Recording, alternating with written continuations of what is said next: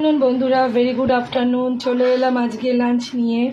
দেখো আজকে আমার বাড়িতে কি কি রান্না হয়েছে। প্রথমত খিচুড়ি হয়েছে, খিচুড়ি যেটা সরস্বতী পুজোর দিন হবেই, কড়াইশুঁটি ফুলকপি দিয়ে। হ্যাঁ, একটা সুন্দর করে খিচুড়ি হয়েছে। ফুলকপি ছাড়া তো এখন খিচুড়ি ভালোই লাগবে না। আর ওপরে ঘি দিয়ে দিয়েছি। এরপর খিচুড়ির সাথে খাবার জন্য হয়েছে বেগুন ভাজা। বেগুন ভাজার পর হয়েছে বাঁধাকপি কড়াইশুঁটি দিয়ে খুব সুন্দর করে বানিয়েছি, টেস্ট হয়েছে জানি।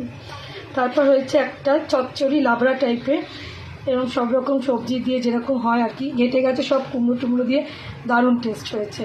তারপর হয়েছে কুলের চাটনি, যেটা আজকের দিনে একদম কম্পালসারি, প্রত্যেকে ছোটো থেকে আমরা এটা খাচ্ছি দিয়ে। তারপর এসছে মিষ্টির মধ্যে পায়েস।